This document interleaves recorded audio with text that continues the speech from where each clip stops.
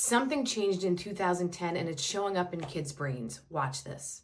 Sad fact our generation has to face is this. Our kids are less cognitively capable than we were at their age. Dr. Jared Cooney-Horvath, I'm a former teacher turned cognitive neuroscientist who focuses on human learning.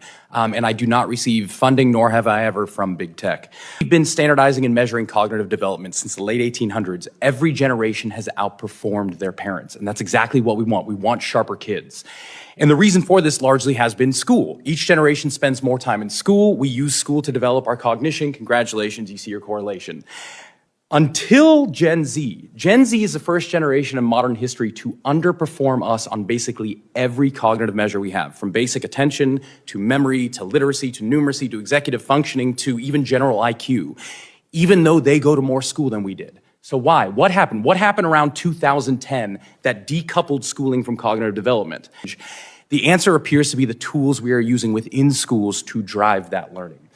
Across 80 countries, as Jean was just saying, if you look at the data, once countries adopt digital technology widely in schools, performance goes down significantly, to the point where kids who use computers about 5 hours per day in school for learning purposes will score over 2/3 of a standard deviation less than kids who rarely or never touch tech at school. And that's across 80 countries.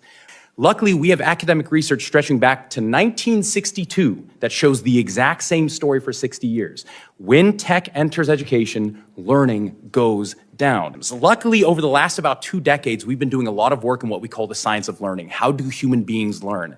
And we now have the clear understanding of why tech does not work for learning, and it is all biological.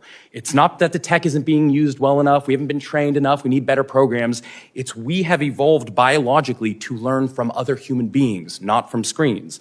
And screens circumvent that process.